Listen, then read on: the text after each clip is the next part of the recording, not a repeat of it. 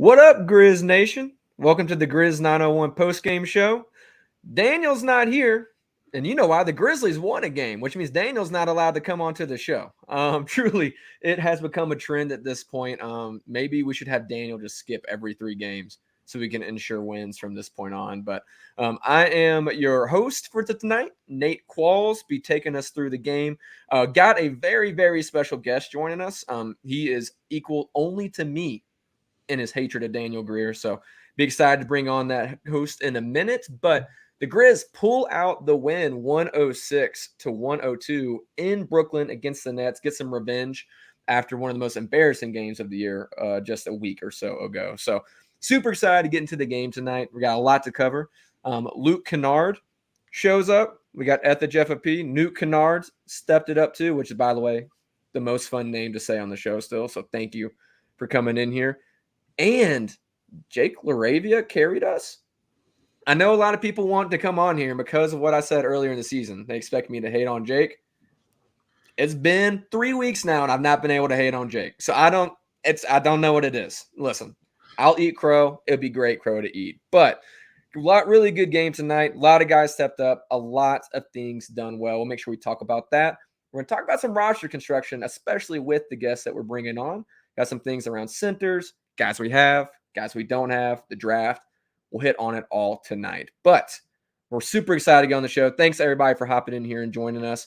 Without further ado, I would like to bring in our esteemed guest. I get to play the music. I never get to play the music. I get to play the music. Shawn, I get to play the music. That's right. We have Shawn Coleman, Statsec himself, joining the show, coming in to host us tonight. Shawn, welcome, brother. What's going on, man? Welcome. It's nice to talk about a victory, but let's frame this, right? Let's frame this as we need to make sure that we hit on all the points that led to tonight's victory with some key players, some key characters who have played a significant part in the reaction from Grizz Twitter this year in not so great roles. And what I mean by that is that Taylor Jenkins just got his 200th career win. The second Grizzlies coach in franchise history to get 200 career wins. And the reason why he did it was in large part thanks to Luke Kennard having one of his 3 best games in a Grizzlies uniform in the same game.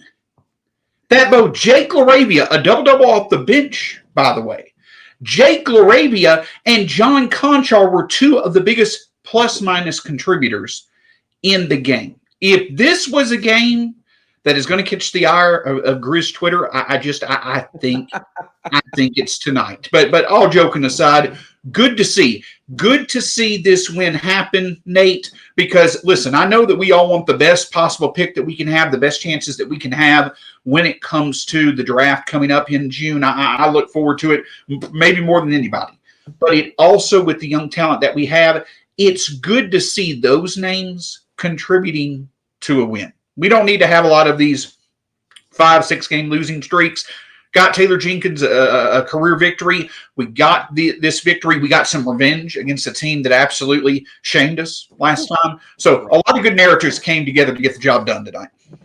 Well, and we don't, Daniel's the one that likes to pick fights, right? That's not really our thing. For better or for worse, it's not really our thing. But man, Grizz Twitter does have to be in shambles after that. Luke heard him and then showed up tonight. I mean, absolutely played out of his mind tonight. One of the best games he's had as a Grizzly.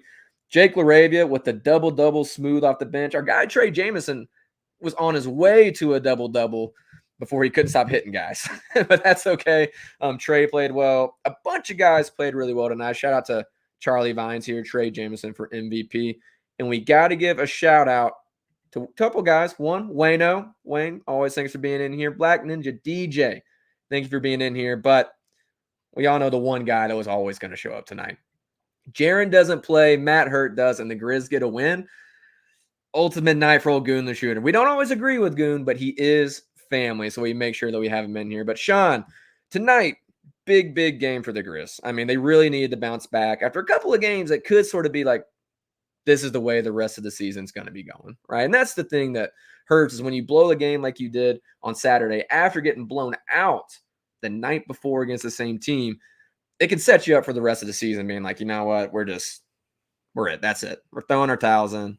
That's going to be it. But they come out tonight, make all the hustle plays, and pull out the win. So to you, what stood out tonight as far as the main effort with these guys and maybe just some of the main players that contributed to it? Well, yeah, the thing that stood out to me for this Grizzlies team is, what we saw, a couple things that we saw from the squad before the All-Star break. The 6-game stretch before the All-Star break was actually the best 6-game stretch of true shooting percentage, which is probably, I won't necessarily say it's the end-all be-all when it comes to the best measure of shot quality in the NBA, but it's a pretty good indicator. And we were passing the ball and we were finding good shots. But tonight it wasn't because, like then we were threes at a good rate and making 16 of them a game. Tonight what helped us out was a plus 17 measure on the boards. To your point, Trey Jamison did a great job when it came to the boards, but Nate tonight, let's look at it. 5 from Santi Aldama, 1, 2, 3, 4, 5, 6, 7 Grizzlies had 5 or more rebounds on the night, including Jake LaRavia, who had a double-double off the bench. It was a collective rebounding effort. And what I mean by that is that it allowed for the Grizzlies to get that rebounding edge. Something that had been killing them, over the past few games was allowing those offensive rebounds to second chance points. But getting the rebounds and also having a go-to guy in Luke Kennard who hit big shots early, hit big shots late. And just in general, you spread the ball around for good looks. But a big key also along with the rebounds is the fact that we also made 2-point shots, 26 of 45 from inside the arc. We're one of the 3 worst teams in the NBA when it comes to shooting inside the arc this year, but our ability to hit those 2-point shots finally came into the equation, and that's what allowed us to get the win tonight. Well, and real quick, just shout out to Sean Marks and Joe Tsai building this team in Brooklyn that just lost to no Jaren Jackson Jr. in the hustle shuffle, as Chris Ingram likes to call them, the heartbeats, losing to them by 18 on the boards. I don't know how that happens against this Grizzlies team, that the only big you have is Trey James, and he's gone. Like he hit 20 minutes tonight? No, 19 minutes tonight. Listen, as good as guys like Nick Claxton showed, and I'm sure we'll talk about him later on in the show, in the last game against Memphis, you get beat by 18 on the boards to this team. I'm just saying, if you put him in a Grizzlies uniform, I think there would be a lot of hate that's currently directed towards one Jaren Jackson Jr., then directed in another direction. But all in all, I think you're right. I mean, it was all the rebounding, all these different stats from the eye test. It was activity all night long, all around, right? And that's, I think, one trend that you see in all these games. Anything that they're competitive in, there's the activity. They're hustling for rebounds. They're getting 50-50 balls. They're making cuts. Even if they don't make the shots, they're getting better looks because they're constantly creating better looks. They're getting the rebounds. They're not giving up a ton of second chance points or fast break points, right? And that's pretty consistent across all these games. Now, I say that I didn't watch Saturday night, and it looked like it was competitive, but it had the entire timeline ready to melt down. So I could be wrong. By the way, Dune 2, great movie. Everyone should see it. That's why I missed the game Saturday night. See it. Trying to figure out some time to do it this upcoming weekend. It's awesome. It's awesome. Just trust me. But all around, when you get that kind of activity across the board, even Luke Kennard playmaking off the dribble tonight, he's never going to be a rebounding machine, but 7 assists for Luke Kennard tonight. The activity and the effort keep showing up. So it's great to see that from there. On the net side, there's a lot of nets that a lot of Grizzlies fans want to have. And this is the second time in a pretty short span that we've seen them play. One, obviously, they showed out of their minds. Another one, they just lost to this team. So on the net side, what did you see from them tonight that you think, hey, this is actually something that Grizz fans should latch on to versus this is why Grizz fans shouldn't latch on to that? The Nets are suffering from the same thing that the Grizzlies are suffering from, and that's good point guard play.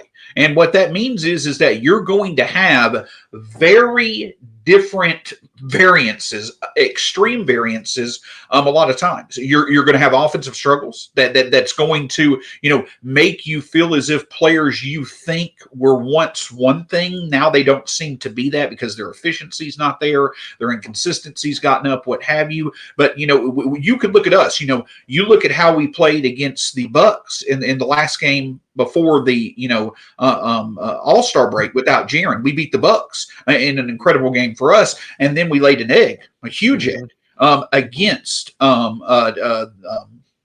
the Nets, when we played them in Memphis. Right. Then you look at tonight, you just got two teams. We had more activity going on, and that's the key. What has really helped us out without playing with a consistent point guard presence has been the fact that when in the month of February especially, we had those nights where we were getting 28, 30, 32 assists. Tonight, 26. Yeah, the Nets had 27 themselves, but you just don't have that, consistent point guard play. And I think that's something to keep in mind, especially when it comes to the Grizzlies, is that several of these players right now, especially Jaren, for instance, his efficiency may not be there. Well, it's because he's in a role that he's not going to be playing moving forward. And I think that's the Nets as well. Now, I'm not sitting here saying that these players are going to get better to the point that the Grizzlies should go after these guys.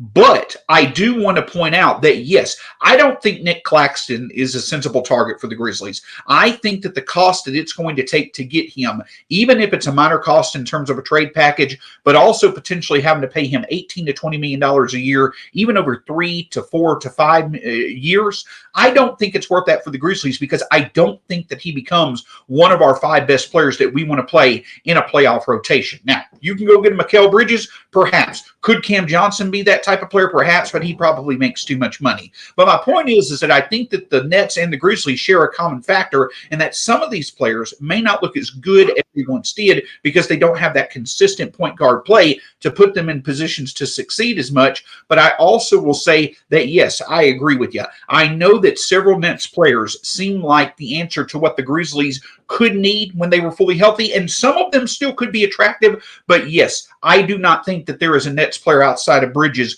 who becomes a clear priority for the Grizz to go after this summer. Right, and as Goon the Shooter saying, we'd rather get Blake Griffin for rebounds and screens, which I don't know about this point in his career. But on the point guard play, I think you're absolutely right. Because I watch this team, I'm thinking, honestly, they could really use Gilly right now. And obviously, his games are coming up, so it makes sense that they made some room. But, Scottie Pippen Jr., who was showing some real promise when he went down, he's been out with that back injury. They would really benefit from having him on the floor right now as well, right? And so I think you're absolutely right. Dennis Schroeder's obviously been a solid point guard his entire career. Unfortunately, the thing he'll probably be the most famous for is blowing a lot of money with some bad decisions, but been a fine point guard his whole career, but he's not what you need, right? And, I've already thrown my jab at Sean Marks and the Nets organization for deciding that Mikal Bridges is the number one player to build around, despite the fact he's obviously a great player. Not the guy you want to build around, but they just don't have that, right? The same way the Grizzlies are trying to run the offense through Vince Williams and Luke Kennard, and it's just not what they're supposed to do. But we'll talk a lot about all that later as far as roster construction. The Nick Claxton one is super interesting because I think everybody was super high on Claxton in the Grizzlies circles. And over the past few weeks, we've seen him a couple of times, and everybody's kind of like slowly going back down on him. Right. And so that's going to be really interesting. I think, honestly, I'm the reason to blame that DFS shoots like 60% from 3 against us because I famously came on here and said, I don't think he's any good. I've never seen him make any big shots. All of a sudden he hits every shot. But all in all, the Nets, I think they're in a world of hurt. I'd much rather be the Grizzlies than the Nets. Absolutely. Yeah, 100%. Absolutely. Yeah, and so all that to say, good game from some Nets tonight, but collectively they obviously didn't put forth the effort needed. Grizzlies come out with a big win. To be honest, Sean, I don't want to do too much for looking back at that game because there's a lot of fun stuff, but we're going to talk about all of it later when we dig into some stuff that matters more. So I'm going to send us to break real quick. But first, before I do that, shout out to everybody in here in the comment section. The comment section is what makes this show go. We're still looking for some names. Me and Daniel got this close after the last show to come up with a name, but Real quick, got to give a shout out to Streetcars of Memphis for making the comment section possible. Streetcars of Memphis, check them out for regular maintenance to all cars and modification, from speakers to lights to lifts and wheels. They can modify everything. Make sure you let them know the Grizz 901 crew sent you. They'll get an oil change, synthetic, doesn't matter. You go check them out. But Streetcars of Memphis, really good dudes. They were the first sponsor to come on this year, bring us all of this, and make sure we have the good comment section going forward, which is what makes the show go. So shout out to those guys. Give them a call. Real quick, we're going to go to a super quick commercial. We'll be right back after the break. What do you think is more of a priority for this team? Because you're starting to hear a lot of rumors coming out about teams that are willing to make trades. I'm a big wing guy. This is Memphis. We barbecue in Wing City. So I also understand the importance of big men. The best players in the league are all bigs. If you're making a player in a lab, absolutely you want to build a Paul George player. You want to build the big wing, Kevin Durant, whatever. Like Gigi Jackson. Yeah, or Gigi Jackson, which actually I was thinking about, what about Gigi, Anthony? Right.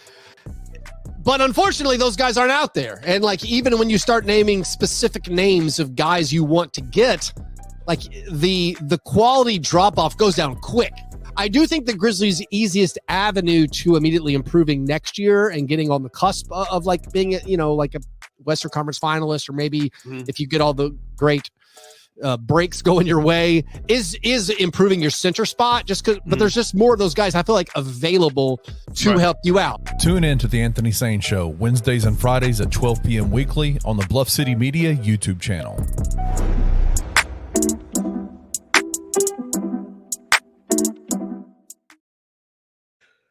All right, welcome back to the show. I told you that break would be really short, but we still got Shawn Coleman at StatSack here with us, joining us.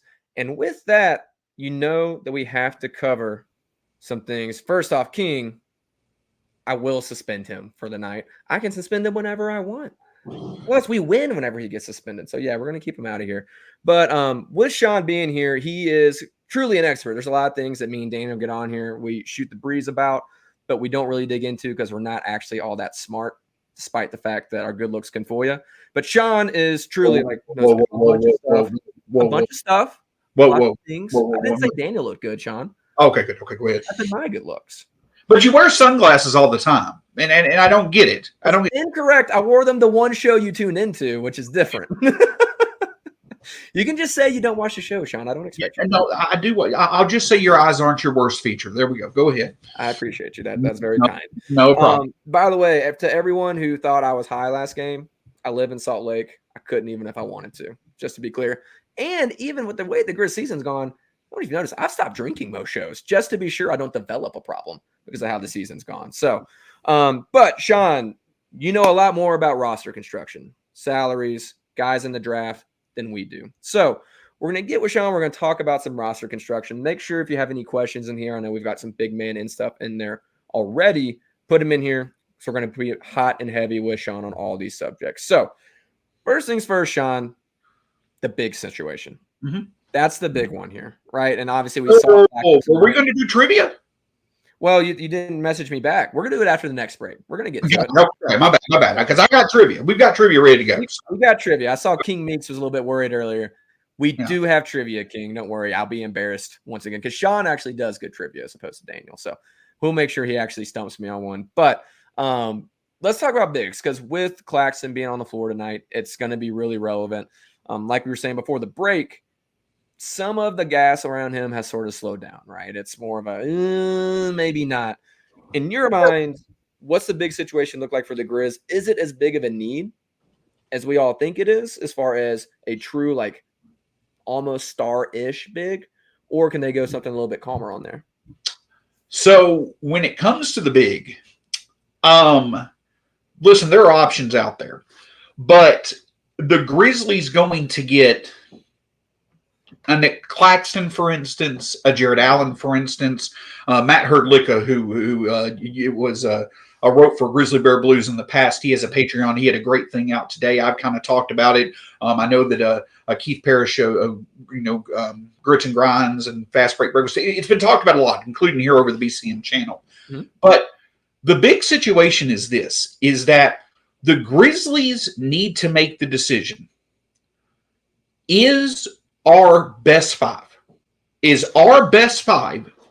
high leverage or playoff situations, is that with Jaren Jackson Jr. mostly playing that 5? Or is it with Jaren Jackson Jr. playing the 4 and us having a 5 that we can rely on? You can have options where Jaren sometimes plays the 5 and where he doesn't. But which one is going to be our most consistent answer? Now, if we feel that playing Jaren at the 5, and as of our team right now, the other 3 that are definitely on the court are Ja, Smart, as well as Desmond Bane, you're going to need a 4 that can rebound well. You're going to need a 4 that can defend well. And in my opinion, you're going to need a 4 that you can rely on to, score at a, 12 to 15 point pace when he's on the court by being an efficient shooter inside the arc. That's Brandon Clark. But is Brandon Clark going to come back healthy from what he was from an injury that is, in particular to his playing style, very hard to come back from instantly and be what he was? He can, but you don't want to rely on that going into next season. Right. And with the BC thing, I will say, even if he comes back like 85% of how athletic he was before, that's still top tier athlete. That's still like top 1% athlete. But here's the big key to that, is that if your starting 5 then becomes Ja, Smart, Bane, BC, and Jaren, Nate, what's the one thing that we don't have in that lineup that you've got to have to be able to be reliable in the playoffs? Shooting. Exactly. And so in my opinion, if that's the case, and we're going to focus on putting a significant investment into a big, it's got to be one that can shoot. And that takes away a Nick Claxton, that takes away a Jared Allen as well. Nick Claxton is not a good fit roster construction-wise for the Grizzlies. I know that he's got good connections. I know Ja loves him, but that's just not going to be the case. So what are some names that do make sense? Wendell Carter Jr. out of Orlando, Onyeka Okongwu out of Atlanta, and Naz Reid out of Minnesota. Now, those 3 names, I can tell you real quickly, probably more likely than not, they're not going to be in a Grizzlies uniform next year. But the thing that I'll say is that at the very least, I would inquire about them, because each of them potentially could be. They could make sense. Wendell Carter Jr. could be on the move. You've got the option to where you could take your pick, which is in the lottery, and you could trade back to where those teams are that I just mentioned and potentially get the guy that you want. Or maybe trade, one of your young roster players like a Santi with Luke matching as the matching salary, and then an attractive asset or 2. But those are names that I would go after. If the Grizzlies feel that the version of their team that they want in playoff situations to be their best 5 and it features Jaren at the 4, those are 3 names that I really think make sense. And you have all of them for at least 2+ years if you go out and make the trade for them. Nate, your thoughts, because I have a few other things I'll say to it as well. Well, my big thing is we got the chat going crazy right now. Half of them are all Goon, just trying to get Jaren off the roster, which, again, that's why we love him, but it's not happening, Goon. I don't want you to have an aneurysm while we're in the middle of the show. But Jaren at the 5 is not going to be the answer. I just don't think it is long-term. Now, in stints, Jaren at the 5 is absolutely lethal. But even with that BC lineup, the reason that worked was because BC was such a freaky athlete that he could just get in there and he could go rebound and he could do all the things that Jaren was doing while he was roaming as the 4 back on defense, really, right? Or on offense. So then all of a sudden BC becomes a center on offense, and that's able to work. So it's not a normal, like, Jaren's the center type lineup, right? With a regular 4 out there. Mm-hmm.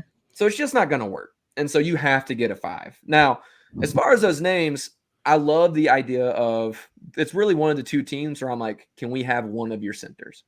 The first one being the Hawks, like you just said, with Onyeka, or Capella. I like both of them. I've been big on Capella, wondering if you got him out of Atlanta, got him into a situation kind of like Steven Adams said out of New Orleans, that would fit better in Memphis than it has in Atlanta. But Okongwu, I think, would be great too. The other team with that is the Knicks. Can we have Mitchell Robinson or Isaiah Hartenstein? I like both those guys. I really want to get your thoughts on Hartenstein. I figured you might bring him up later on your own because he's a name that's sort of gotten popular with Grizzlies fans. But all I'd say, you got to get a 5. You got to get a 5 to play with Jaren unless you are going to somehow be able to commit to the BC Jaren lineup, which I think can work in stints. Your matchup super, super well. Generally speaking, it's just not going to work. Absolutely. And the thing that I'll say about Hartenstein is this, is that, yes, in a vacuum, the Grizzlies said that they wanted to look for a Steven Adams archetype after they traded him away. But I think that they more want to look at that if it makes sense to go with them as getting that type of guy in the draft, potentially. But what I will say about Hartenstein is this, is yes, Hartenstein is probably as close to a Steven Adams clone as you can find. But again, the problem is that he's likely going to command a 3-year, $35 to $45 million deal this year.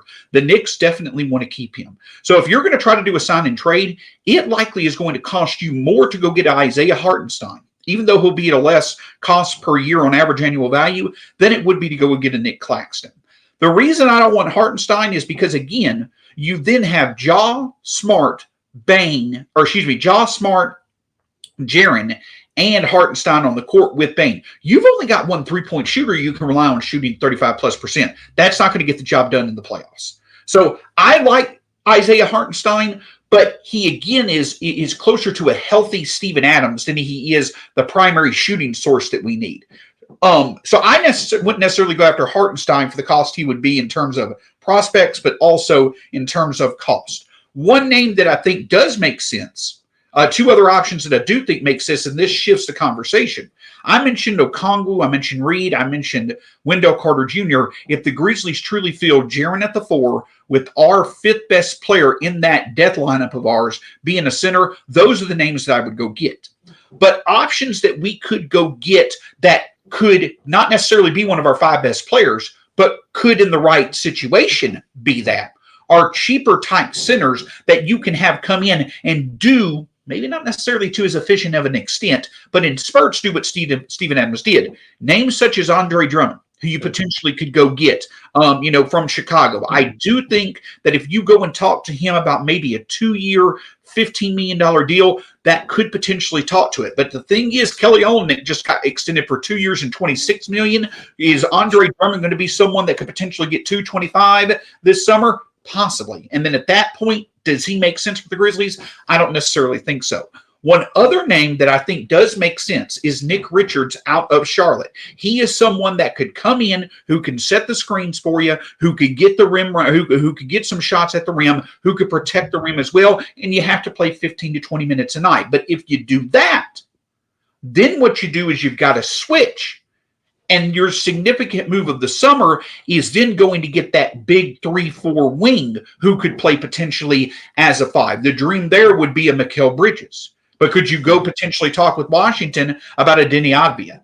That's what's going on. So that's what it comes down to. The first question to ask is, when it comes to roster construction, is we need to focus on our best 5 in high leverage and playoff situations. And with that best 5, when we know we're going to be playing 3 guards, is that Jaren at the 4 or Jaren at the 5? And whichever your answer is to that, then you need to find a good rebounding and shooting source to back him up. And I think that'll lead you to either going after the centers that I named or going after that big 3 or 4 wing, along with getting a center that you can, have cheap, which would be a Nick Richards, or potentially getting a cheap center in the draft like a Donovan Clingan. Well, and we'll come back to the wing conversation. I think that's the next big thing, is the emergence of Vince Williams and Gigi, specifically Vince, especially with how he's played so far this year. What does that do for your wing situation? I do want to hit on that.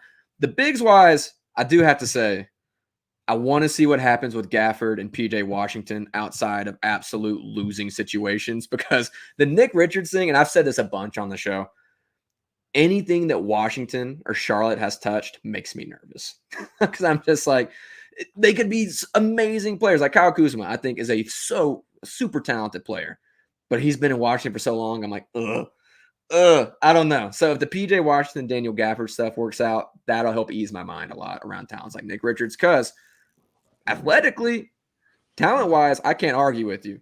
I'm just like, dog, he plays in Charlotte, and that scares me. What's going to happen, right? Hey, Jaren Jackson Jr., and I know that we've got Anthony Sane, who it always frustrates me with how well he knows me. We've got Anthony Sane in the building. The thing that I've told him before, is that one strength that I think stands out about Taylor Jenkins is that he can turn names that you may not think necessarily make the most sense for the Grizzlies. He can turn them into more in Memphis than they were previously. So. Well, and I do want to say, with Sane being in there, it's always fun to have Sane in here going back and forth. And I do have to say, if I was going to take a side, one of the best fours in the league. Absolutely. We don't realize how spoiled we are in Memphis. So yeah. I absolutely agree. Now, where you want to put him in that conversation, I don't know. But chat, do with that what you will. Take that and run. But on the big situation, I think the money is the biggest thing. Because you look at all these guys, there's so many guys. You look at like Drummond out there. He's making like $3 million this year, right? 3.3, 3.5, something like that. No money at all. And it's easy to look at that and be like, oh, you can afford him. Well, you can until you can't, right? The same way Dennis Schroeder was about to make $200 million and then he made 20, right? Like, the money can change really fast in the NBA. Same thing with Claxton. So I just think personally, I don't know what the situation is because it all plays out differently in the summer than what you think, right? Like, same reason we got Steven Adams here. Never in a million years would have seen that coming. But as far as what I could have for the team as a whole, I want something where they can diversify what they do. And so for the sake of argument, let's just assume Brandon Clark's coming back 85, 90% of the athlete he was, which is more than enough to do the job that he did for the Grizzlies beforehand. In that case, get me somebody who can rebound and who can hold down the paint. That's all I want. Now, would it be awesome to have the playmaking of Steven Adams? Would it be awesome to be able to have a couple of like a rim running ability, something else to make up for that? Of course it would. But at the end of the day, give me somebody who can hold down the paint, anchor the defense, and rebound. And then if you get into those high stakes playoffs moments and you need to go the Jaren 5, Brandon 4 route, do it. That's fine. I just need somebody who can hold it down when those guys can't be in there, who can get those extra minutes so the Grizzlies don't get crushed and don't have someone angering the defense like they have all this year. And something we saw a lot of last year, frankly, when Jaren was out and Adams was gassed. So that's the only thing I want. That's a Hartenstein, Drummond, Clax. I don't care as long as they get in that general direction. So with that, I do want to get into the wing conversation in a minute. But before we do, Shawn, for coming on here, I feel I should send some flowers. And speaking of flowers, that was not my best transition. Pew's Residential Lawn Care Service. So you know Pew's, from flower shops to commercial landscape maintenance. Pew's has been around for 30 plus years, servicing the Mid-South. But did you know that Pew's also does residential lawn care? Pew's residential spray can take care of all your weed control and fertilization needs. If you want to create that perfect weed-free lawn, then call Pew's today for a free estimate. 901-633-2118. And let them know that the Grizz 901 crew sent you. And remember, with Pew's, you get big company strength, small company values. And I have to apologize to Pew's real quick. I've dubbed myself king of the transition, and that was just not my best work. That was a little bit forced. But with the wing, Shawn, I want to talk about one guy. Now, I'm going to save it for later. I'm going to save it for later because I don't want to pick on it too much. I want to decide if it's worth talking about or not. Wings. We have a couple of guys that have emerged this year. So I'm not going to go into the guy I want to talk about. We're going to talk about the guys who have emerged in Vince and Gigi. My personal take on Gigi is he's awesome. Love him. Super excited. He's still got a really long ways to go. And I think we're putting a lot on him way too early. Vince, though, I think you can plug him in next year. Top 7 guy, top 8 guy at worst on your rotation. How does that change the dynamic what the Grizz look to do this summer? So the thing that stands out to me is that you've got a lot of options, when it comes to Vince and Gigi. In terms of them, being in the rotation, being a part of the Grizzlies plan. Listen, my thought process right now is, with what the Grizzlies are looking to do, your top 4 off your bench next year are going to be Luke Kennard, Vince Williams, Brandon Clark, and Gigi Jackson. As a matter of fact, I think that a good bench lineup with Marcus Smart running the point would be Smart at the point, Kennard at the 2, Vince at the 3, GG at the 4, and Brandon Clark at the 5. You've got an offensively focused lineup in that situation, but still one with Vince, Smart, and Clark can definitely hold their own defensively against other bench lineups. But you've got arguably the most historic or the most accurate three-point shooter in the league over the past 4 years in that lineup. You've got one of the most efficient two-point shooters at the start of his career in Brandon Clark, and you've got an all-around scoring option in Gigi who can be a spot-up guy. And then Vince being that all-around guy that can really help out. Plus, you know, potentially you could have Smart being the center, having the point guard to being able to move the ball around, or you potentially could look at different options where Vince could be your point guard, and maybe you put your high draft pick at center in that lineup. But the point that I'm getting at is there's a lot of versatility in that lineup. Vince, to me, is our Bruce Brown. I talked about it on Anthony Sain's show a few weeks ago. I put it out on Twitter today. He is that defensive first guy that you could that could be a difference maker on the bench, or he can apply, winning basketball to a starting rotation. He's shown that he can be versatile and do different things on defense. Can be a lockdown defender if he needs to against very good talents. He's a good rebounder for his size. Can play a lot of different roles on offense. He could be a good spot up shooter, or he could be a facilitator. He's a connector type piece. GG Jackson, to me, is going to be that all-around bench scoring option. We've heard Memphis, we've heard Grizzlies Twitter talk about for years that go get a bucket guy off the bench. Well, that's GG. We're seeing the fact that he can spot up shoot, which to me sets him apart from a lot of other bench go get your bucket shooters or scorers, and that he can play up with our best players because he's a good spot up shooter, but he's also shown the ability to get to the rim, to the free throw line. So those guys make sense. Now, I don't want to piss anybody off, but I'm all about doing what makes the most sense. The other thing that you have with these guys being signed to the contracts that they have is maybe Luke Kennard's not here next year because you've used him to go get that big wing or that center that makes sense. You've got Vince and Gigi there as potential trade assets in the right deal if the Grizzlies really find someone they got to go get. I think that's a very low chance of happening.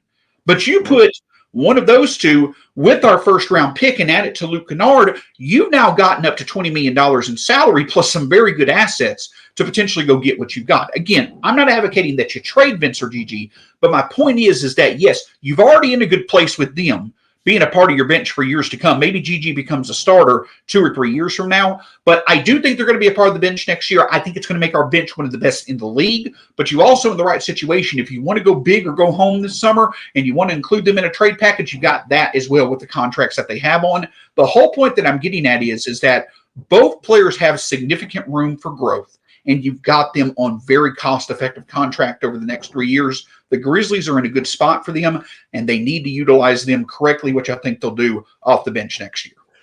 I'll put you on the spot. Who's the guy that is worth making that kind of package deal for in your mind? And if you're going to do it, Vince or Gigi, who you put in the package? I'm putting Vince in the package, and the guy that I definitely think, I definitely think that you go after with that type of package is potentially you go after Mikal.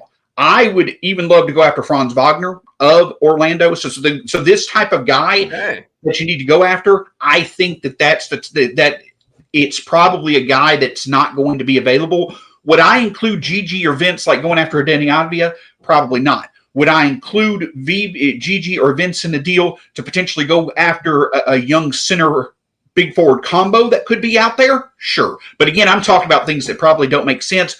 But the key is that even if it doesn't make sense now, you could at least by including one of those two in a trade package, make it make sense. Again, don't think that's going to happen, not advocating for that to happen, but with how well they played and how good their contract is, it at least is not a far-fetched discussion that could happen over the summer.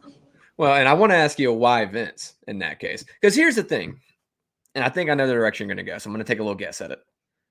Vince has shown it.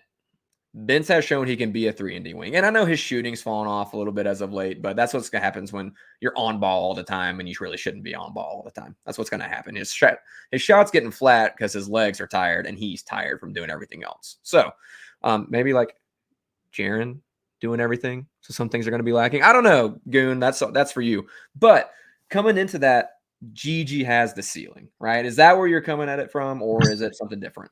Oh, it's the ceiling, but also it's the fact that, again, we're trending to be an offensive league. And if GG in any way, shape, or form can show he's a 38% or better three-point shooter in a spot-up form, that is something that can play off of our bench. Or in my opinion, more importantly, it's something that can play at the 4 in a lineup that has Bane, Jaren, and Ja on the court. We see last year that having a consistent offensive floor is one of the biggest keys to winning a title. We've seen that over the past couple of years. The last 13 NBA champions have been in the top 6 in the year that they won the title in effective field goal percentage. G.G. Jackson is someone that can help us out in that aspect. So it's not just the fact that his ceiling is there, Nate. It's also the aspect of it being the offensive ceiling that stands out. But again, don't want to sit here and talk too much about those scenarios. But my point is you can go a lot of different directions at a lot of different levels of significance. But at the end of the day, I think the Grizz just need to be smart, feature both of them off the bench next year. And especially if you trust in their shooting,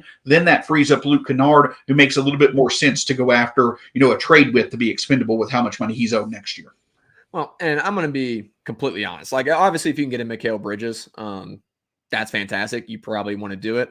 Sean Marks probably going to make you send Jaren, Ja, and Bane to make it happen, but that's beside the point. Shout out to them building an awesome contender over there with what they showed tonight. But all that to say, I'm not moving off these guys because I don't think the move's there. I don't think the move's there at all for that. And you already said you don't think on your end it's very likely. If it is, that's awesome. But personally, I just don't think it's going to present itself to be able to make it happen. And go ahead. Yeah, no, I was going to say, so Sherman Jones in the chat talked about why do we need an extra shooter when Jaren is a shooting big himself? Well, the reason why that is because you want that big to be a shooter, especially from the corner 3. The Grizzlies this year, if you've watched Taylor Jenkins' offense evolve over the past 5 years, one thing that you have seen evolve is that he consistently has a big in the corner because he wants the corner 3 to be a significant part of the Grizzlies offense. But right now, this season, we actually are last in the NBA in three-point shooting from the corner. We've not been that way in the past. When we've been shooting well on offense, it's because of that corner 3. Jaren is not a corner three-point shooter. He's an above-the-break shooter, and he's more of a volume shooter than he is a highly accurate shooter. So if you can add another shooting big that can go to the corner and make some threes, a team like us where we've got Ja, Jaren, and Bane putting pressure on the lane, and then Ja and Bane being able to pass out to that corner with the big, that's the reason why you do it. It opens up another part of the court that could be especially beneficial in the playoffs. That's why you need another big to go along with Jaren as a shooter. Well, and the other side of that is all this is super fun to talk about. All of these are great hypotheticals. It's really easy to forget how awesome Ja Morant and Desmond Bane and Jaren Jackson are when they're playing together. Like, that was part of what me and Daniel talked a lot about at the very beginning of the season during the Ja suspension was he's not going to fix every problem you got on this team right now, but by God, he's going to fix a lot of them. And sure enough, Ja Morant comes back. They win 3 awesome games. They absolutely destroy the Pelicans' heart and souls twice within a week. And it's like a lot of things get fixed. And so as much as they get open corner threes right now, that just gets amplified and exponentially easier shots and more shots from the corner when Ja Morant gets back, which is why it's so important to have that in there. And I think personally, GG, I think I'm one of the people who come on here is not afraid to be a very big realist about it, which is GG has all the talent in the world. He's going to find his way. Right now, he looks lost on the court a lot, right? And it's like, you see the individual defense tonight. He had that block on the fast break that was just, he spiked it off the backboard, right? He's got all the defensive potential in the world. He's always getting on, or oftentimes, not always, switching on to the wrong guy, getting lost on the team defense, right? And so all that's going to come together. But if GG's showing the way he's showing now, and he's a 19-year-old that clearly is still figuring out almost everything there is to figure out about the NBA, imagine when he develops, maybe just this summer, but especially over the next couple summers, what that's going to turn into. Now, the last guy, and we haven't really talked about it much, but it's been a big thing. We mentioned at the beginning of the show. Luke Kennard, one of the best shooters on planet Earth. But his flaws have been shown a ton. Now, tonight, he comes in, has 7 assists to go with 25 points. Played awesome. Do you think Luke fits with this team fully healthy? And would you move him for anything that wasn't that Mikal Bridges type move? Yeah. So 2 reasons why I think that Luke Kennard fits this team when fully healthy. Again, I mentioned that, two of the biggest things right now that stand out for an NBA team to truly be a contender is on offense, their ability to be able to do well in the half-court offense, as well as the ability to have consistent, effective shot selection. I just mentioned that, over the past 13 years, the past 13 NBA title winners, in the season that they won the title, they were among the 6 best teams when it came to most frequently finding the best shot on each possession. You have to be good at that ability to be able to contend in the playoffs. Taylor Jenkins, in each of his 5 seasons, even when we ranked highly 2 years ago on offense, that was quantity over quality, the Grizzlies have been 20th or below. They've been in the back 3 of the NBA in effective field goal percentage. We've also consistently been in the back 10 of the NBA, 20th or worse, in half-court offense. Those are 2 areas of offense that we have struggled quite a bit under Taylor Jenkins. But lo and behold, we add Luke Kennard at last year's trade deadline. And even without Ja, without Brandon Clark, and without Steven Adams, everybody talks about how important Steven Adams is to this team. With Steven Adams, we were 22nd in half-court offense. With Luke Kennard, we were 11th in half-court offense. When Luke Kennard in the second half of last year, we were 11th in effective field goal percentage. We still weren't where we needed to be a true contender, but we were much closer than we had been. And what about the playoffs? It amazes me that everybody forgets, I won't say everybody, but it seems like that people don't talk much about just how important Luke Kennard was in the playoffs. And it wasn't the fact that Luke Kennard was not important. It was on Taylor Jenkins. And I'm a big Taylor Jenkins supporter. Taylor Jenkins reacted too slowly to trying to feature Luke Kennard over Dylan Brooks. The stat that I'll throw out there, and then I'll be done, is the reason why Luke Kennard makes sense for this team when healthy. In 220 possessions that Luke Kennard was on the court in last year's playoffs against the Lakers, the Grizzlies outscored the Lakers at a pace of 16 points per 100 possession. He had a plus 16 net rating when on the court in the playoffs versus the Lakers. When he was off the court, the Lakers outscored the Grizzlies at a 20-point per 100 possession. There was a 36-point swing in the favor of the Grizzlies when Luke Kennard was on the court versus when he was off.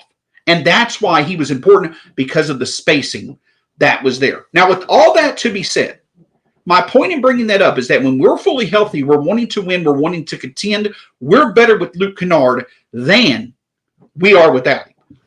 But the most valuable way to use Kennard is still likely as a money-matching piece for a potential 2-way option that could be more playable and more reliable later on in the playoffs. Luke Kennard could help us win an opening round or maybe even a second-round playoff opportunity. But if you feel strong enough about your shooting depth, and then you can go use Luke Kennard to get a 2-way member of the front court to pair with Jaren, that could really be a good playoff rotation piece, that's going to be worth trading Luke Kennard. So I put it on Twitter yesterday. I said 2 truths exist about Luke.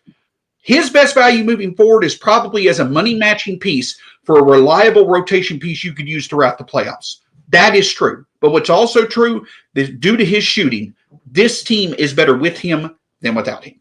Yep, and I got to bring up this comics. I think this is one of the misconceptions we get about Luke because of what happened in playoffs last year.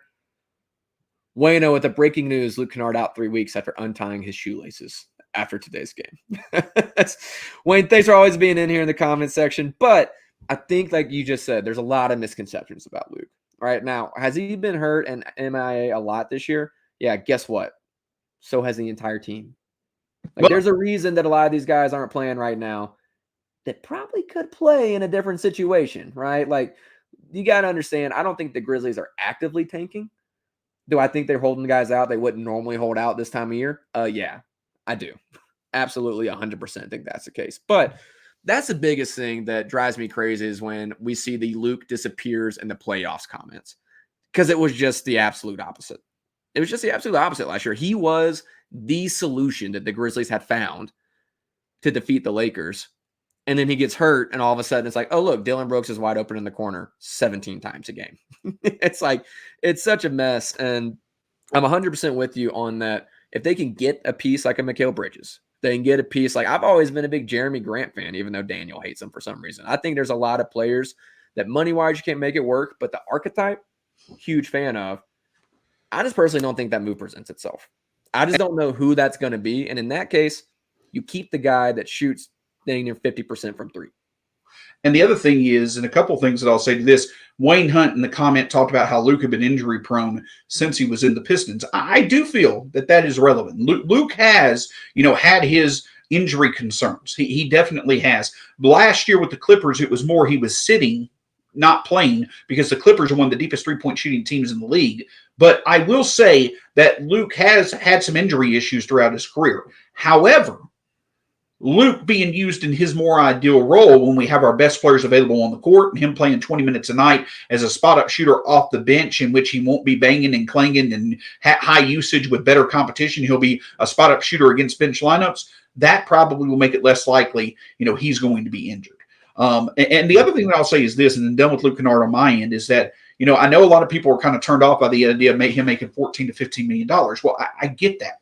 But that's why you moved off of the Steven Adams. That's why you moved off of those other salaries. That's why you can move off of GD Zaire or a Jake this summer. But you also have the ability to where he has a team option that could be picked up. The Grizzlies in the past have actually not picked up that option and wound up extending a player. I believe that you did it with Jonas Valanciunas. His may have been a player option, but you extend a player for a lower average annual value, but you give him more years. A Luke Kennard on a 3-year, $35 million deal over the next 3 years, that's a pretty darn good, valuable contract. And he's one that definitely can make sense for our rotation, or it allows for him to continue to be a potential trade piece when we do make a big move in the future.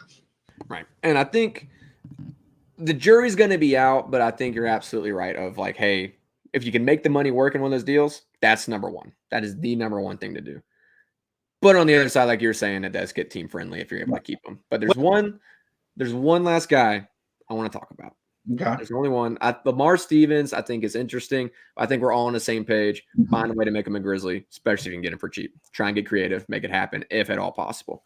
The other guy I want to talk about is a guy that our friend and family member, King Meeks, keeps wanting to bring up, and I've been waiting for it, King. I've been keeping it.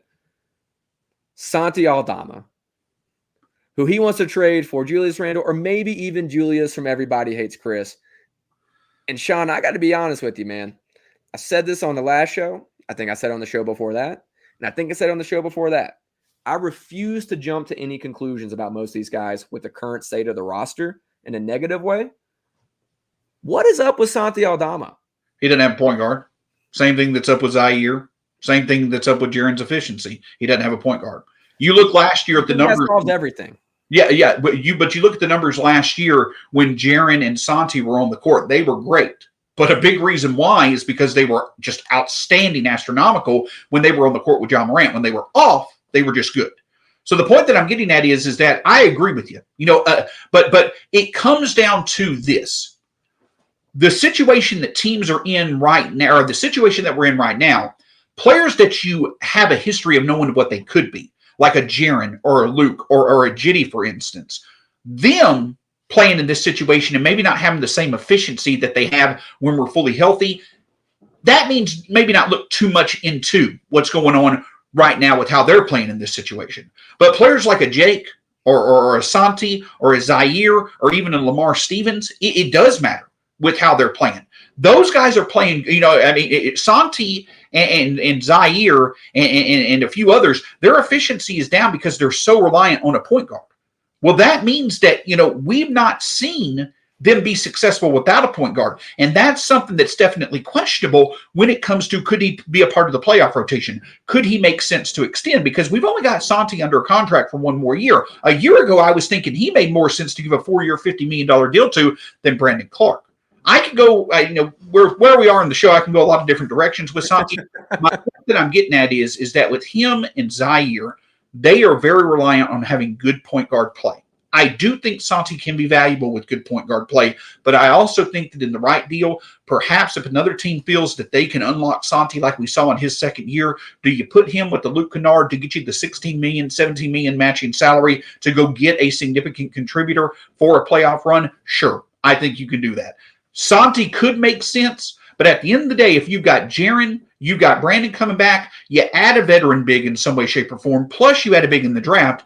Is Santi now your fifth big? And if that's the case, he probably has more value as a trade piece than being someone that's going to be in an Xavier Tillman type role. I think Santi will be better as time goes on, but do I think he's someone that could clearly be a part of a playoff rotation like I did, potentially this time last year? Probably not over the next few years. So Santi is certainly expendable. Does he have as much value as he once did? No, but I could definitely see him being included in trade discussions along with Zaire and Jake. Oh, and to the point of Lamar Stevens, once you potentially trade two of those three, if you were to trade two or three of Jitty, Santi, Zaire, and Jake, then yes, Lamar Stevens is definitely emerging as a player this right.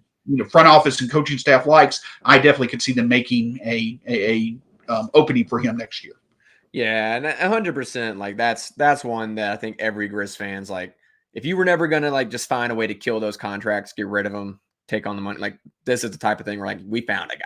You found a guy that you can plug and play and contribute with whoever's on the court. If he's plugging and playing with this crew, you can kind of plug and play with anybody. But see a lot of things around Santi on here, and I'm gonna be honest, like again, 100% agree. It's the same thing when people were getting mad at Jaren for not being able to close these games. I'm like, what do you want him to do when he has three guys crash on him every time he touches the ball? Because, hey, we'll let Vince Williams shoot the three. Or, hey, we'll let Jake LaRavia shoot the three. You can't put that much on guys with the current state of the roster. All that to say, this is what bugs me. Santi does not play like a big. So when we talk about he's your fifth big, it's like, no, he's another guy who is big, in my opinion. Like he does, you see him when he has these big rebounding nights. He has these big rebounding nights that everyone's trying to block out Jaren or something. And so he crashes the boards and no one's boxing him out because no one's worried about Santi. It drives me crazy because the dude is always playing finesse. Now, he's not a big, bulky guy. I don't expect him to play bully ball like a la Andre Drummond or even Jokic for that matter. At the same time, the dude wants to be a finesse player. And I'm like, man, of all the times in the world in your career, this is the time to go try and play big. And he just doesn't. And if he can't find a way to play big, and he's always going to be a finesse guy, I'm like, that's where I come in with you, where I'm like, how do you fit on a team that's desperate for guys who can play truly big, in my opinion? Drives me crazy. I'll answer a quick question from Wayne, and forgive me if I'm messing up the flow of the show, but do like being able to talk with this awesome chat, or excuse me, from Black Ninja DJ, who asked about some names of big men to watch in the draft. The Dream's Alex Sarr, getting him at the pick 1 or 2. In the back half of the top 10, Kyle Filipowski is a guy out of Duke who really matches what the Grizzlies look at, from a statistical query, what the thresholds that they like to check when it comes to prospects. Donovan Clingan is that Steven Adams archetype, that rebounding, screens, rim protection, rim running, that you could see them definitely wanting to go after. A more longer term project that could really benefit in our system. Yemisi out of Baylor is someone that has some of the highest upside. And then you look kind of more towards the back end of that first round. A guy like Steron Holmes, Khalil Ware out of Indiana, a bit more of a slender big, but could make sense. Those are some guys I know that people love. Zach Edey. I don't necessarily know if Zach Edey makes the most sense because I think that he's more of a niche rotation type player that fits with some teams, doesn't fit with others. I don't necessarily think he would fit with us, but those are some guys that can definitely make sense. If the Grizzlies were to get a Clingan or a Filipowski, I would be more than happy. Alex Sarr would be a dream, but those are just some names that kind of make sense. Now, let's stay tuned because we're going to talk about the draft here in a second. We are going to get just some general draft talk, especially because since Roddy got traded, my draft expert status has been all but completely murdered. So that's the only thing I had as far as that goes. But real quick, Wayne, thanks for joining us, Shawn. Do appreciate having you on here, getting to take some different things than we normally would have, especially just having anyone prettier than Daniel on the other side is always great to have onto the show. But real quick, we're going to head into the break. We're going to come back with some quick, just for King Meek's Grizz Trivia. We'll hit on that real quick, and then we'll get into some draft talk. We'll probably skip the game preview for next game because let's be honest, we're all just curious as to what's going to happen night tonight. Real quick, going to the break. We'll be right back. I'm just big on being able to vocalize what someone's role is. I always thought my best coaches were the people that let me know exactly what you expect from me. Now I might not like it. Yeah. You know what I'm saying? Right. But if you come to me man to man and say, this is how we think we're gonna play you, bang, bang, bang, and hopefully everybody understand. I'm not saying that this has not been done with this team. Mm-hmm. I'm just saying from my experience, we all have egos when we get to this game. Right. All of us, to the last person on the bench, you got an ego, but all of us can't be the man. Yeah. You got to be able to say, okay, he's the man, but what do I do and what can I do to help us be good? And if it's vocalized to you, then you know exactly and if I'm out there doing it and now I'm not getting the result from you, now we got to sit down and have another conversation. Mm-hmm. But as long as it is told to you, this is what we expect from you, this is how we want you to play, then I feel like, again, keeping this logo. Right. You know what I'm saying? Right. Tune in to the Anthony Sane Show Wednesdays and Fridays at 12 p.m. weekly on the Bluff City Media YouTube channel.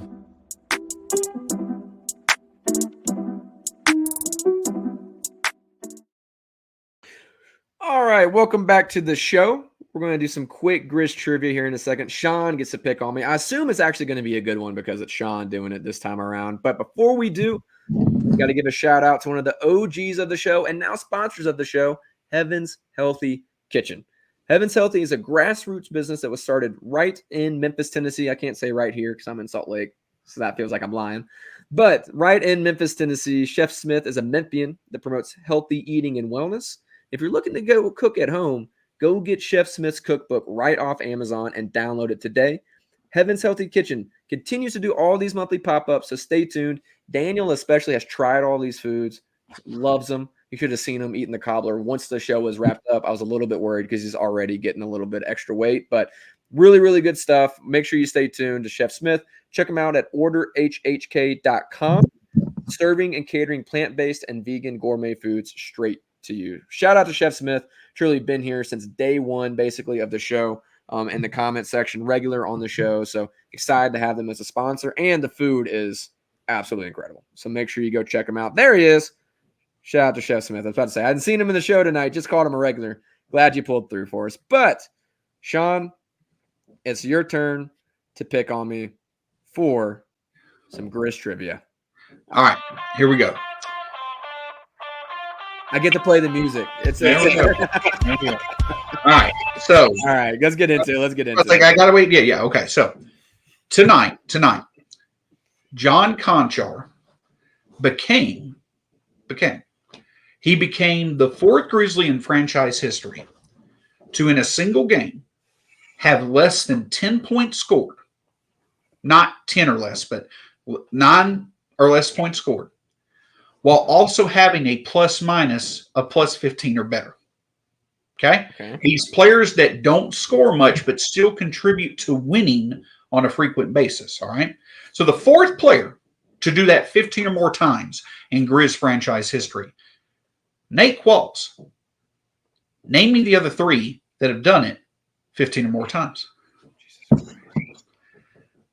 How many times? 15? 15 or more times, yes. 15 or more times. Okay, Yes. So we're talking about guys who don't. Oh, Lord, this is not going to be good. And there's 3 of them? There's 3 of them. And I'll go ahead and give you a clue right now. King Meeks guessed Tony Allen. He is not one of them. Okay. I've got the comment section closed. I don't want any giveaways. Who didn't score all that much? Spread it out throughout the entire time that the Grizzlies have been in Memphis. I feel like this can't be right, but they weren't scoring as much while he was here.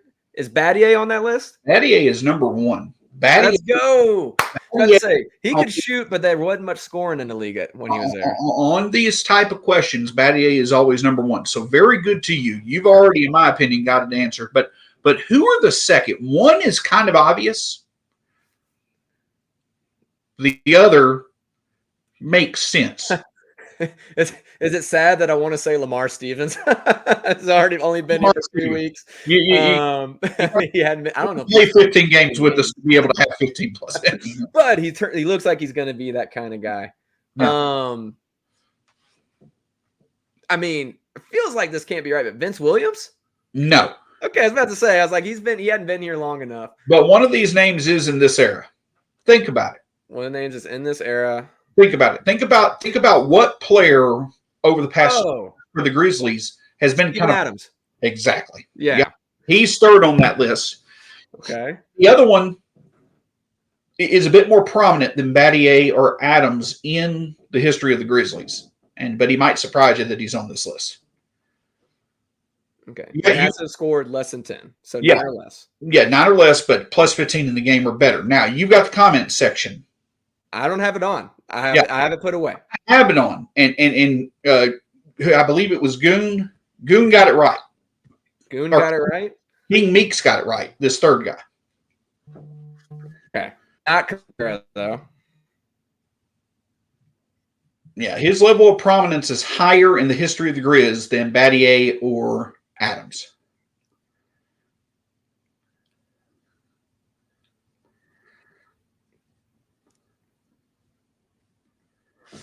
I feel like I'm going to feel so stupid after this. There's no... I'm going to go ahead and give you a clue because I'll help you out here a little bit. He has 20 less technical fouls than he does these type of games in his career. No way. Is it Zebo? No. Okay, I was about to say there's no chance. There's no If chance. it's not Conley. It's Golly, Mike. sorry. I was sitting there. I was like, "Oh, he has a bunch of these games." I was like, Battier has 25 such games in the history of the Grizz. Mike Conley has 20 such games. Steven Adams 17. John Conchar 15. Now that's a stat query question, but it's a fun question because these are the type of players that you would love for the Grizzlies to have moving forward. So, and shout out to King Meeks for getting one of the names early. So. I tell you what's crazy is just thinking about it in like current NBA terms. Sure. It's just like in the current NBA, could you imagine like a Shane Battier or a Mike Conley scoring 10 points almost every game? Shane, an early part of his career, Shane Battier would have been an absolute dream to have with the grit and grind. Right. I know we got post his prime Shane Battier in that era, but yeah, those type of players would have been amazing to have. Just like a Luke Kennard would have been perfect for the Grit and Grind Grizzlies as well. Well, listen, I got number 1 right on the first guess, so I feel like I get to count that. You did well. Shout out in the chat. That's the spirit of Grizz Trivia, and all it took was Daniel not being here for the thing he created for it to be done perfectly. So. That's awesome, Shawn. Thanks for that. Because that was a really good one. That was a fun one. So that was good. Shout out to the chat. I'm looking through it now that I'm going through here in our comment section. There's a lot of guys that had a lot of really good guesses. They knocked out the top 10 in this. I didn't see the rest of the top 10, but Lorenzo Wright, Tony Allen, players such as that, those guys were definitely. That's awesome. Good shout out. That's awesome. That was fun. All right. Real quick, we're going to skip the game preview because, again, who cares about any of that? We're going to get into some roster construction. Really, the only thing I want to talk about is the draft.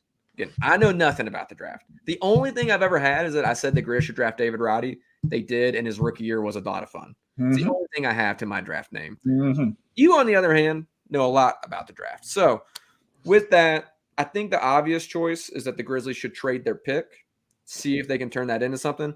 That being said, if the move's not there, and if they can't, every draft has some hidden gems. For you, let's say the Grizz are picking somewhere in this 4 to, let's say, worst case, 8 range. What do you have as far as the Grizz and who's available that makes sense for them? Yeah, a couple of strategies that make sense. So I like the idea of trading, but I'm more of a trade back guy than I am trading the pick itself. Like, listen, if you're going to trade the pick, number one, I agree. Alex Sarr or Zachariah Ricochet, I believe is his name. I've botched his name. Those two are a dream. Front court guys who can sit here and add a lot to what we do, a lot to what we need to do to move forward. Sarr would be the dream if we get picks 1 or 2. Nikola Topic, I'm not necessarily all that interested in, so on and so forth.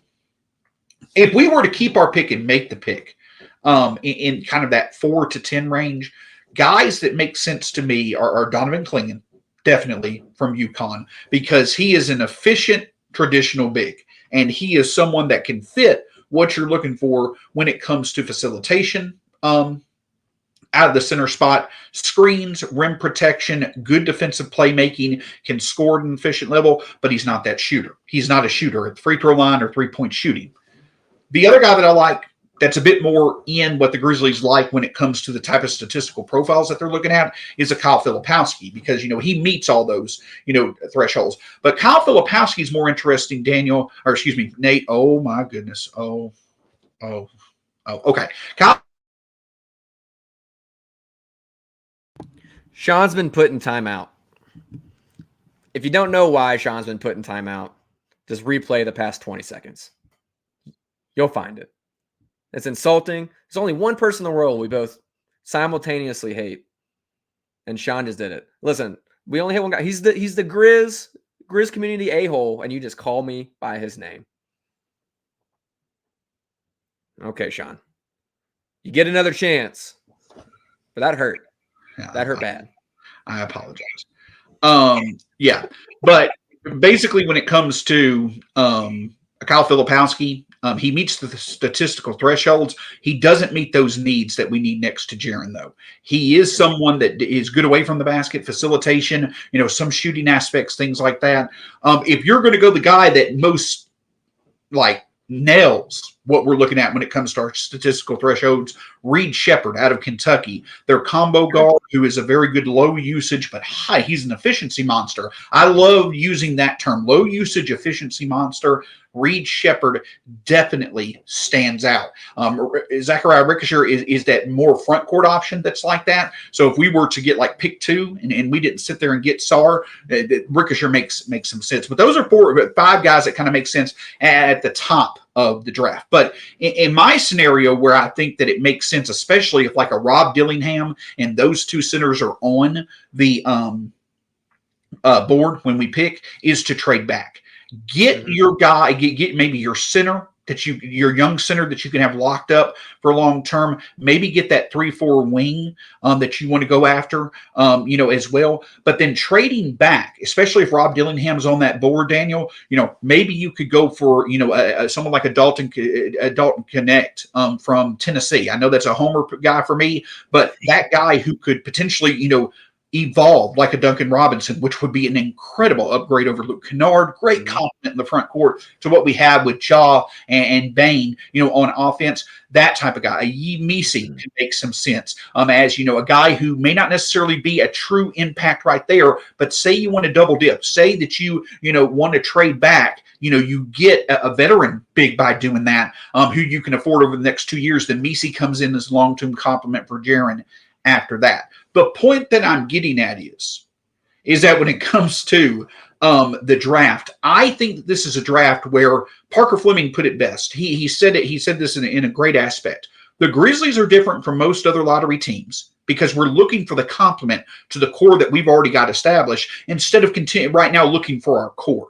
The strength of this draft, especially when it comes to big men, is finding those complements that could really help out when it comes to our core. And so I think that when we look at what makes sense, the big man makes sense. I think that a lot of people may think if you're a lottery team, you need to draft best player available. Well, in this situation, in many situations, the best player available is likely going to contain a big wing. I would choose them over a guard like a Dillingham, for instance. I know that there's a couple of G League at Night guys, Matas Buzelis as well as Ron Holland.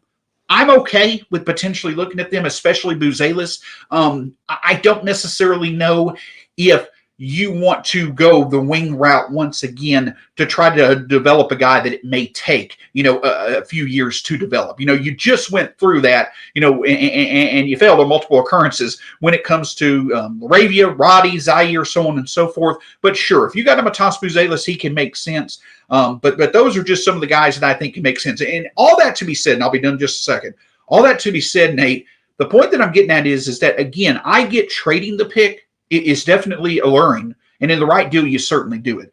But with how much the Grizzlies have invested, especially starting next year, in Bain and Jaw, and how much they're going to have to pay Jaren in 2 years, you want to be able to hit on a draft pick in this draft. You want to find a rookie that could become one of the top 7 players in your rotation that, along with Gigi and Vince, could be paid very little but still have very good value for this rotation to support your big three. Imagine a Ja, Bain, Jaren core them supported by a highly effective supporting trio of GG as well as Vince as well as this draft pick. So in my opinion, trading back probably makes the most sense. Trade back to get a piece that could help you out more in the present to support your core, and then pick a guy later on in the draft who could really step into being that rotation piece maybe 1 or 2 years down the line. Oh, I was on mute. You kind of mentioned the guys that I was going to ask you about. I was going to ask about Shepard, Dillingham, Connect. Yeah. Those are the 3 guys I'm intrigued most by. And the reason being, I'm going to bring up this comment from a minute ago from Anthony saying, I don't like the idea of drafting a big. I don't. I think we have, like, you've seen sort of like some teams get spoiled from getting like a Walker Kessler, which unfortunately we could have had, but we don't have to talk about that. Derek Lively. The Kessler was the Grizz pick that got traded. No. I understand that, but so you're saying that you're saying you would want a Kessler. I would love to have like a Kessler. I would love to have, I don't know if you froze out, like maybe a Derek Lively. Obviously, those would be great pieces. Those are the exceptions, I think, of drafting bigs as far as what I've seen. If you're going to get that kind of contribution early, that's the problem. I want someone who can contribute, play that center position for you right now. Oh, that's Donovan Cleveland and Kyle Filipowski, in my opinion, and it may be that. But the point the point that I'm getting at is that both Kessler as well as Derek Lively, they didn't have as successful of a college career, nor as high of an upside in the eyes of many as Filipowski or Klingon. So I do understand what you're saying. You want those guys who could be kind of in that rookie year conversation immediately. I think that Filipowski and Klingon can certainly be that. Here's my thing though, Shawn. Okay. You could get that where it's like, hey, they came in, they all of a sudden they are able to contribute right off the bat, like a Kessler, like a Derek Lively. You could also get, hey, we just drafted James Wiseman, go us. And then all of a sudden you're in that position. I do not want to be relying on a rookie center going into next year because I think the Grizzlies are in a win now spot. And I think if you're going to pick someone that maybe contributes right away or maybe doesn't, but can develop, you go get a guy that can be a scorer off the bench. I would rather you do that and then go get a center somehow in the offseason, a free agency, sign and trade, whatever that is, and get someone that is a proven asset. Now, if you're just trading back and you're able to do that, but you also get a big that you know can just be solid for you, I'm less upset with that. But if the Grizz is going to next year relying on a rookie center, I'm not going to be happy. I would rather it be a Dillingham, Connect, Shepard, somebody who's proven they can score, and maybe you develop them, but you don't need what they have in your starting lineup contributing in playoff minutes. So then my counter to that is this, and my counter to Sane's point about BPA, no matter what. You draft a Reed Shepard, you draft a Dillingham, one of those 2 Kentucky guards. Or you potentially look to draft a Buzelis, a Klingon, or a Kyle Filipowski. Given where our roster construction is, which is what we're talking about, who is more likely to have a sensible avenue to becoming a part of our top 8 in the playoff rotation? The big wing or the center that develops into a reliable rotation piece, maybe even a starter, or Dillingham or Shepard, who are going to be your 3rd best guard at best. And also someone that you may not be able to potentially play long spurts with Ja and Ben. Because I agree with you. You could see Shepard or Dillingham potentially put up more counting stats in the regular season next year than you could a developmental big wing or a center. But in my opinion, that big wing or center has the more clear avenue to filling the need for us in a playoff rotation long term than a smaller guard. So I think it's just a matter of what you value more than likely. Well, and I can give you that. I think part of what the difference in our opinions is I don't think the Grizz have enough scoring off the bench.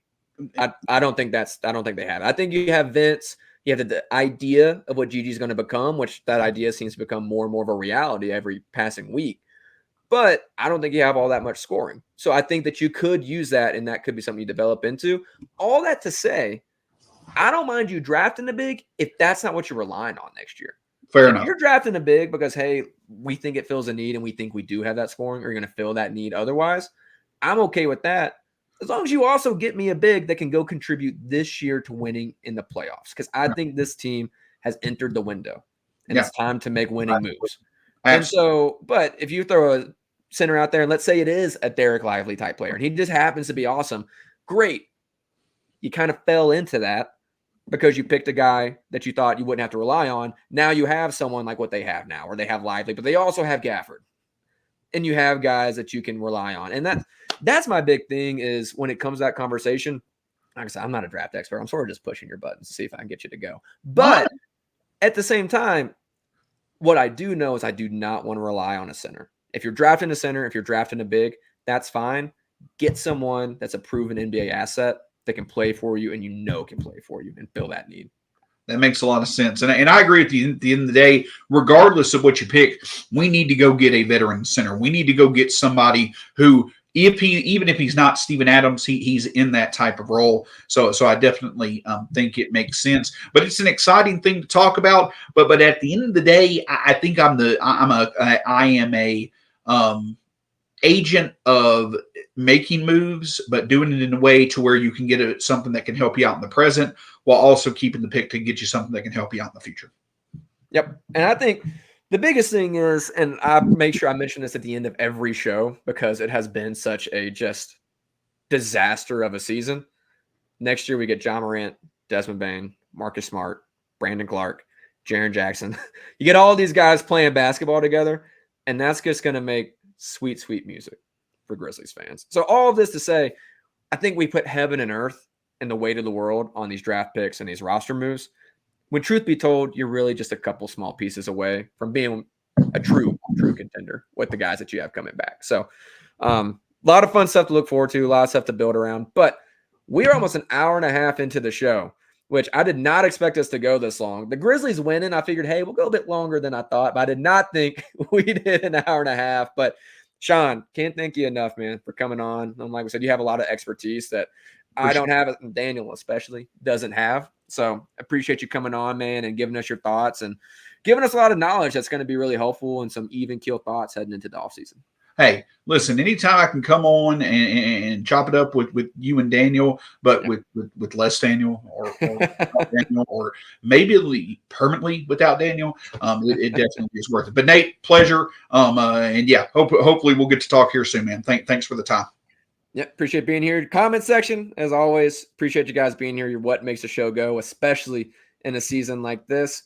Grizz, again, get the win. Daniel was never going to be on the show, which is why the Grizzlies get the win. But, we have one last comment. Wayne wants to share his group name before we get out of here. We're accepting all submissions for that. So, Wayne, you got a second to put it in while I finish up the outro. Grizz get the win because Daniel was not here tonight. Shout out to Daniel deciding to have a men's league game at 9:00, which is far too late to have a men's league basketball game scheduled. I need to be heading home by 8:30 at the latest, personally. But they'll come back. We have another game coming up on Wednesday at Philadelphia. So at Wednesday at Philadelphia, it'll be at 5:30. We will have a show for you. I am moving this week, so whether or not I'll be here most of the week is yet to be seen. I definitely won't be here Friday. Think I'll make it here Wednesday. Real quick, these names: Bluff City Mafia. Not the worst one I've heard. I like the way you're going. And Grizz 901, the Bear Cave.